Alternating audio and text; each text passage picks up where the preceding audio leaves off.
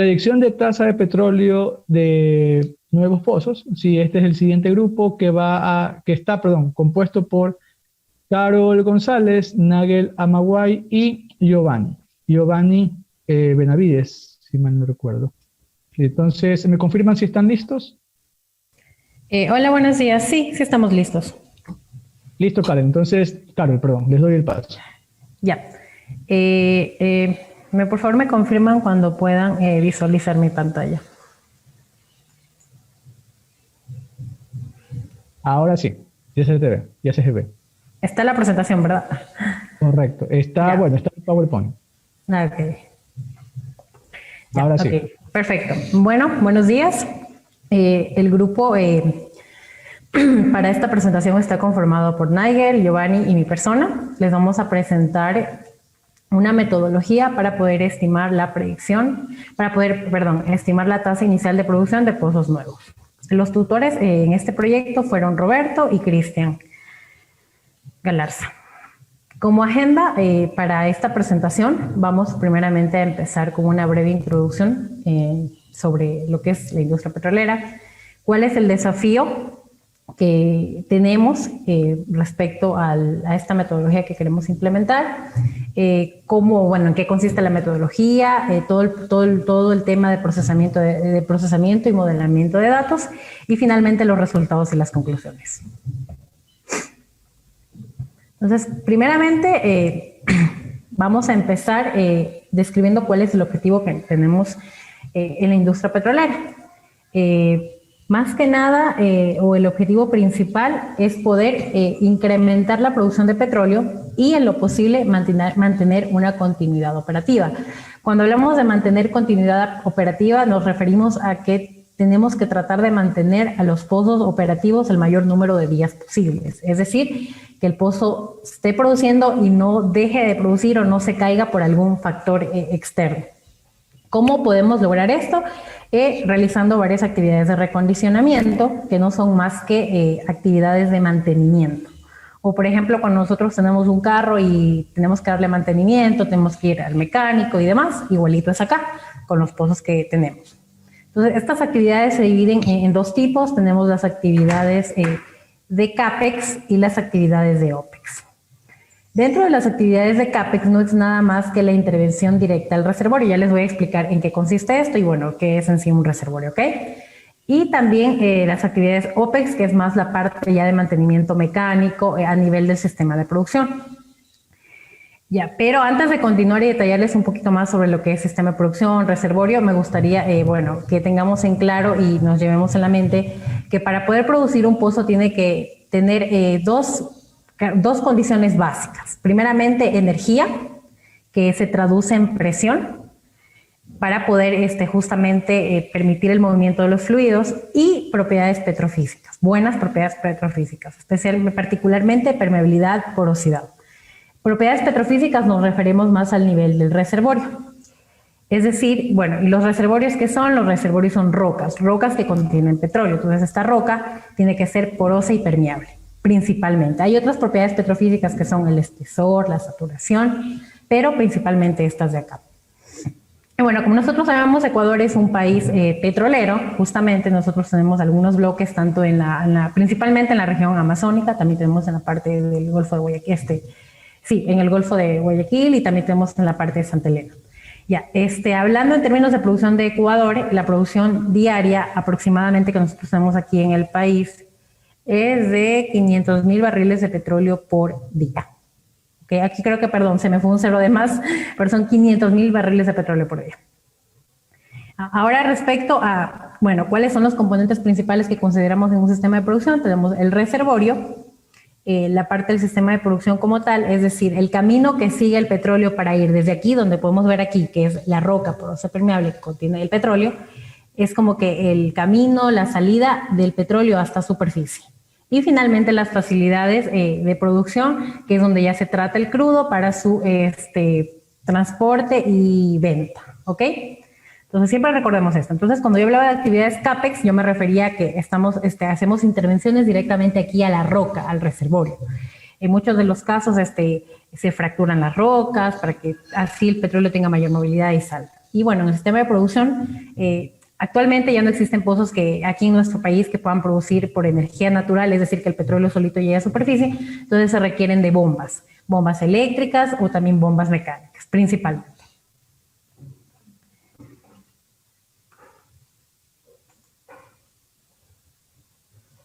Ya, entonces ahora, ¿cuál es el flujo tradicional o cuál es el flujo que se lleva a cabo en la industria petrolera para poder estimar la producción de petróleo? Como ustedes saben, como todo negocio, todo esto a la final lo que a nosotros nos interesa es saber cuánto me va a producir un pozo para yo poder, según eso, estimar qué ganancia voy a obtener. Entonces, para poder estimar cuánto produce un pozo, el flujo tradicional que yo utilizo es estimar esta producción utilizando un modelo de simulación. Y a la final, ¿qué tiene este modelo de simulación? Imaginemos como una cajita en la que nosotros le vamos a meter las propiedades del reservorio, que es la roca. O sea, vamos prácticamente a modelar esta roca a través de celdas, de grillas, como le quieran llamar, y donde cada celdita me va a representar las propiedades del reservorio. Vamos a tener porosidad, permeabilidad. Y además de eso, tenemos que también introducir en este modelo la dinámica que va a tener los fluidos, es decir, cómo van a interactuar el petróleo, cómo va a interactuar el agua, el gas, porque bueno, eso me olvidé mencionarles, pero dentro de un reservorio también tenemos agua y gas, ¿ok? Entonces, todo esto yo lo tengo que meter, todos estos datos los meto en un modelo de simulación. Pero este flujo de trabajo, o sea, así mencionándolo parece simple, pero realmente es un flujo de trabajo que conlleva muchísimo tiempo. Entonces, hablamos de que para tener recién el modelo, solo la cajita con las propiedades puede tomarme hasta meses, hasta poder procesar toda la data. Y después, cuando ya tengo eso, tengo que ingresar la dinámica de fluidos, tengo que ajustar ese modelo a la data observada y de ahí recién el modelo está listo para predecir. Entonces, realmente es un proceso que me consume demasiado tiempo. Y a veces, bueno, no a veces, la mayor parte del tiempo, estamos en una industria en la que nosotros tenemos que tomar decisiones rápidamente.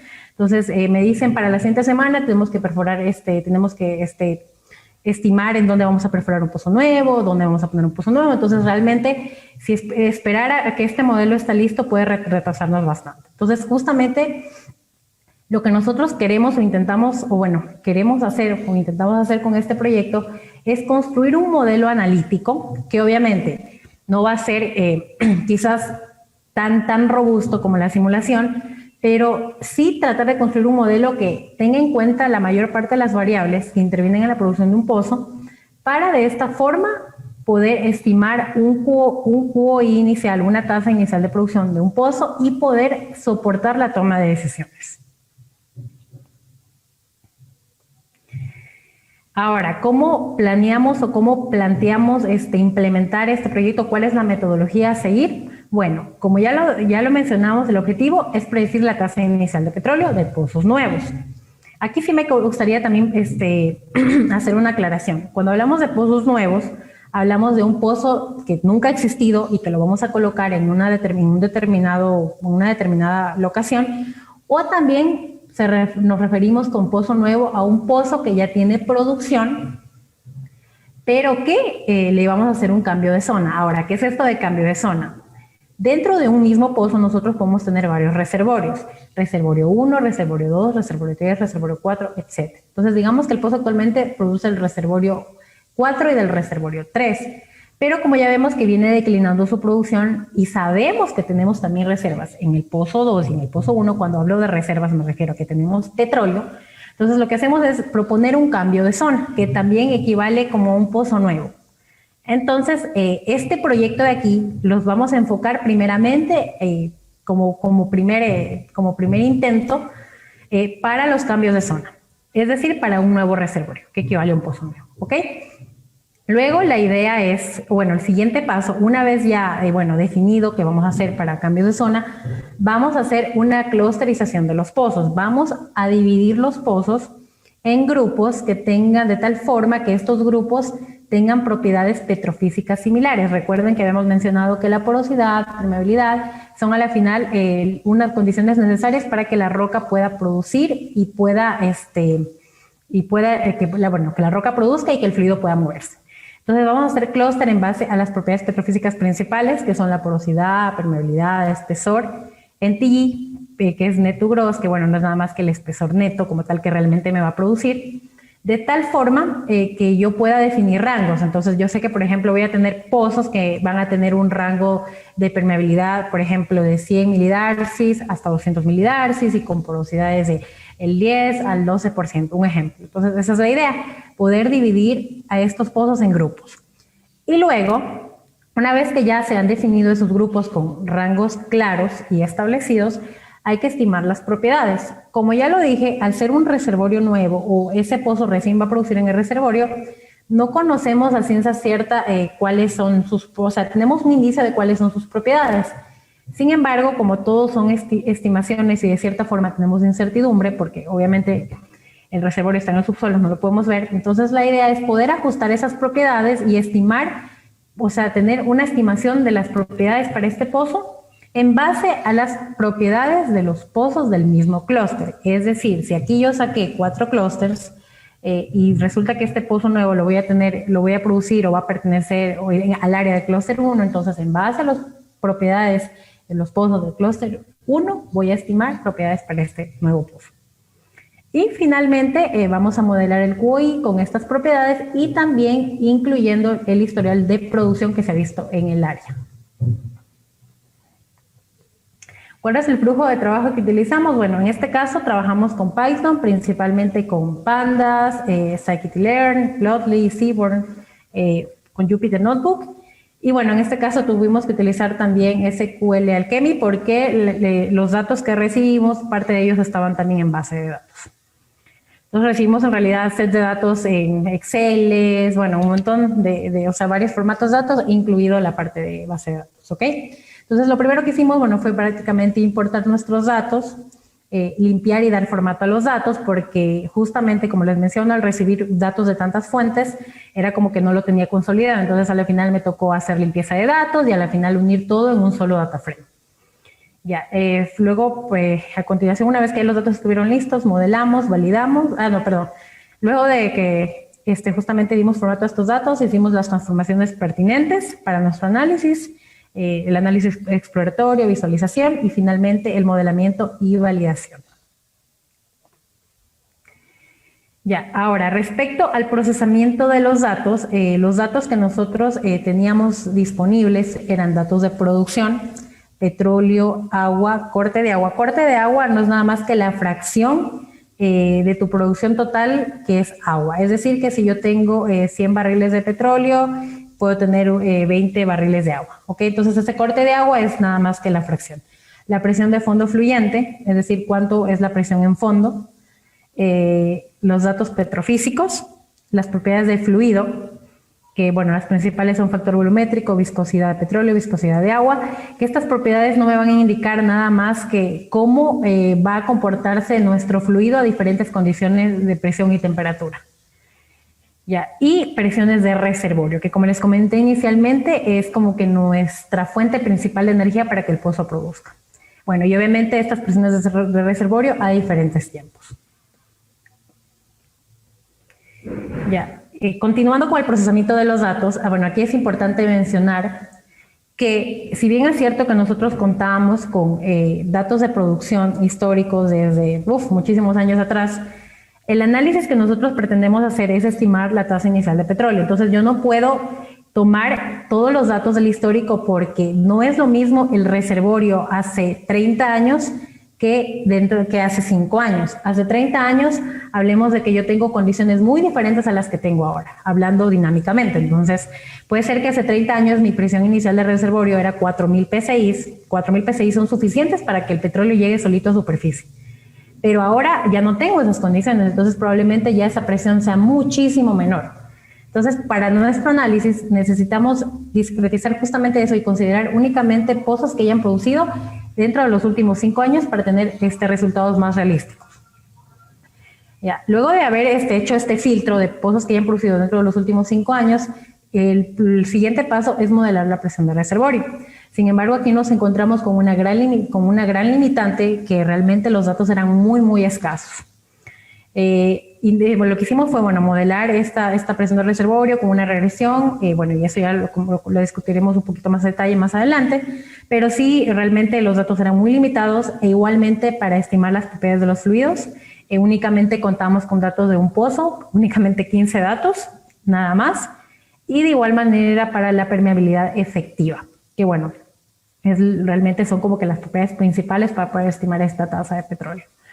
Pero bueno, una vez que hicimos todo este proceso, finalmente ya hicimos la construcción del data frame final, consolidamos todo en un solo data frame y ya con eso lo que hicimos fue proceder a entrenar el modelo. Esto que les estoy mostrando acá, por ejemplo, es ya o sea, como tal, cómo nos quedó el modelo para estimar la presión, que realmente fue bastante bueno, se puede considerar bastante bueno respecto a la información que se tenía disponible. Ahora sí, Giovanni va a continuar con la presentación. Sí, bueno, continuando con lo que decía Carol, como bien decía, teníamos que primeramente determinar una serie de parámetros que iban a ser los que iban a conformar el data frame final que íbamos a tener para poder modelar o poder construir nuestros modelos, ¿no? Bueno, dentro de los métodos que utilizamos fueron regresión lineal e interpolaciones también, básicamente para determinar esos parámetros como son la viscosidad, factor volumétrico, en el caso de, por poner unos ejemplos, y en el caso de la presión de reservorio, pues hicimos una regresión lineal como la que vieron en la diapositiva anterior. Para los otros parámetros utilizamos también regresiones e interpolaciones igualmente. Luego de que obtuvimos todos los parámetros necesarios para poder completar nuestro data frame, utilizamos dos modelos de regresión, que fueron el Random Forest y el XGBoost. Esto con el fin de poder, como saben, al final de todo lo que estábamos haciendo es poder determinar la tasa inicial de producción de un pozo nuevo o de una zona ya existente. Luego de eso, pues entrenar, validar el modelo y para luego poder obtener nosotros una predicción de eso.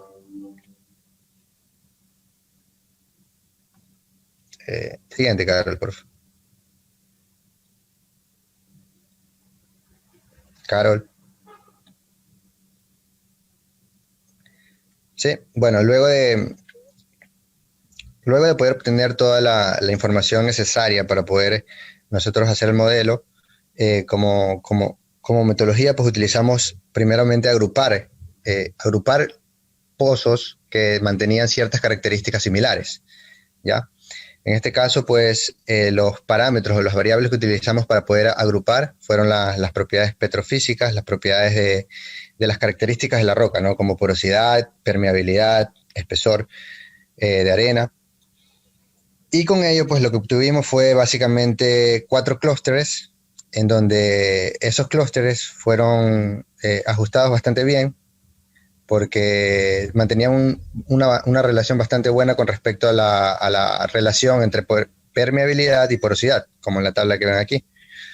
Entonces, esas relaciones realmente son las que se ven siempre en un pozo, las características de una roca normal, ¿no? O sea, no habían casos en donde podrían haber porosidades muy altas y permeabilidades muy bajas, por poner un ejemplo, ¿no? Entonces mantenían esa relación los dos. Entonces, a partir de eso, pues, hicimos nosotros nuestro análisis. Luego de eso, lo que hicimos fue poder escoger las zonas donde nosotros teníamos mejores propiedades, ¿no? Porque esas serían las zonas de interés, en donde podríamos obtener mayores producciones, ¿no? Porque tendríamos mejores propiedades, ¿no? Y a mejores propiedades, mayor producción.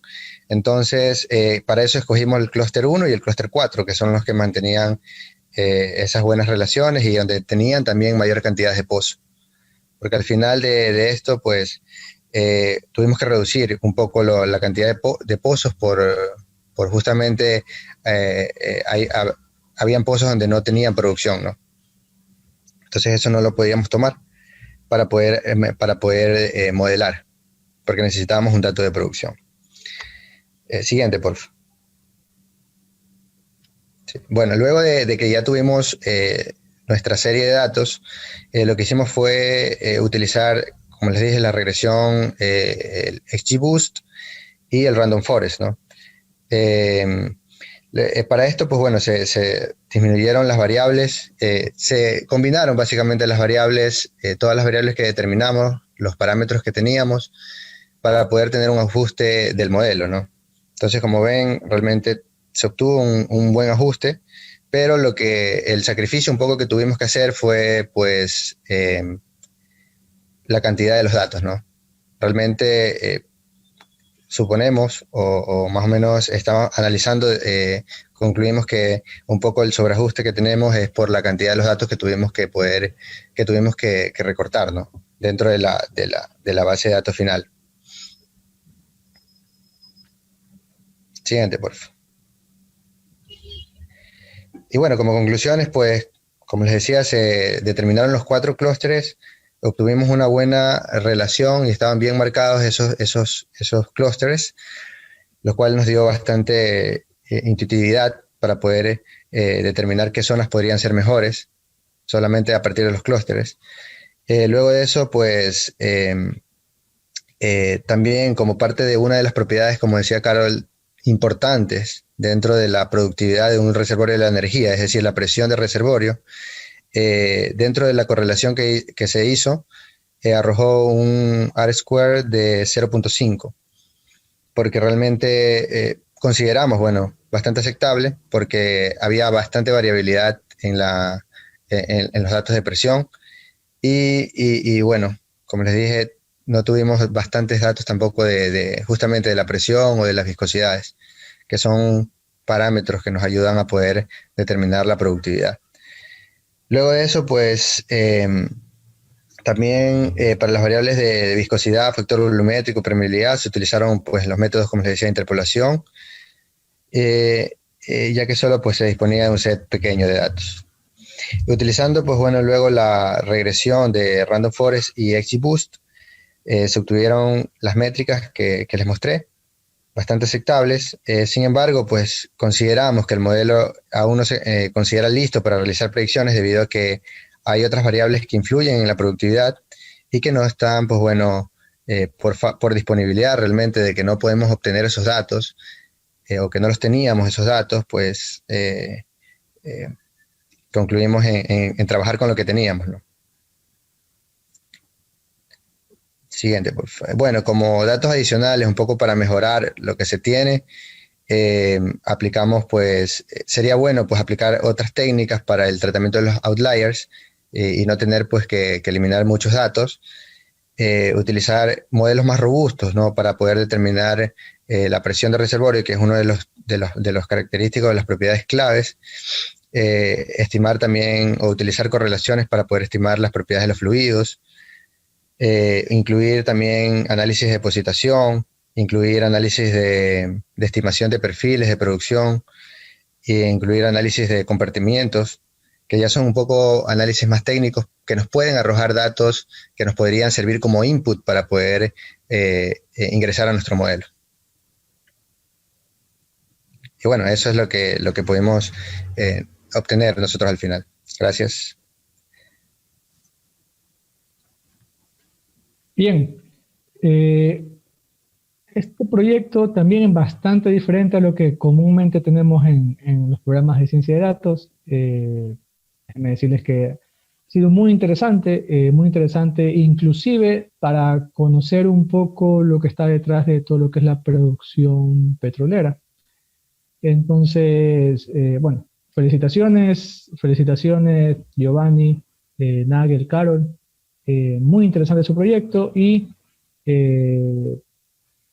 la forma también que lo han tomado, lo han manejado, también bastante interesante. Los pasos que hicieron para hacer la predicción, pues, estuvo bastante clara. Así que, bueno, felicitaciones por el proyecto. Estoy seguro que ahí Cristian, que por cierto, Cristian es uno de los investigadores más reconocidos a nivel de Latinoamérica. Entonces, bueno, seguramente ahí tuvieron mucho que conversar con él para el desarrollo de este proyecto. Muy bien. Nuevamente, por honor al tiempo, no vamos a hacer preguntas, ¿sí? Porque estamos exactamente, bueno, estamos como una hora atrasados casi. ¿Sí? Entonces, no vamos a hacer preguntas para no extendernos hasta las 3 de la tarde aquí. Entonces, pues, felicitaciones.